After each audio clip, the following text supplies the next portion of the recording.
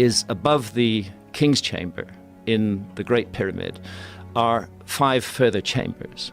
And these chambers are roofed and floored with granite beams that weigh about 70 tons each. And there are hundreds of them. And these 70-ton granite beams, which to put in context, a 70-ton beam is equivalent in weight to 35 large SUVs.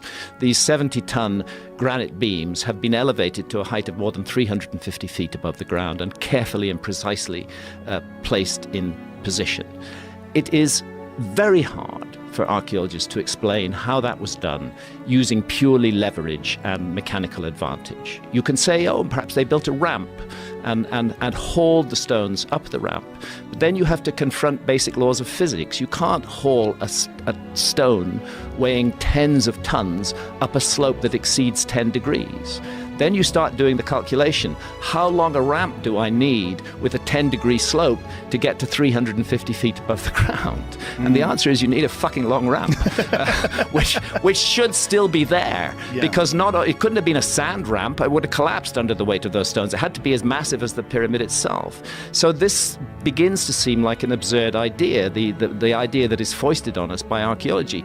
Maybe the idea that they regard as absurd, namely that psychic powers were cultivated by ancient civilizations, that they could use powers of the human mind that we have allowed to lapse. Maybe that idea deserves further consideration.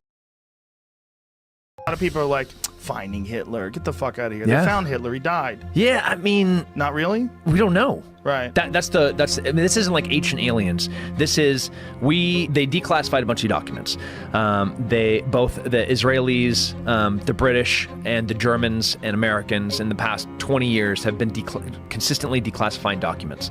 And there were a bunch of specifically FBI documents that we were spending millions and millions of dollars actively searching for Hitler after the war, as was... Really? Yeah, like millions of dollars.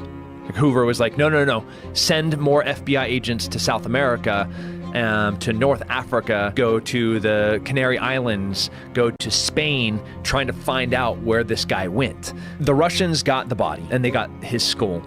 And when they brought it back to Moscow, nobody has ever been able to independently verify who and what this body is.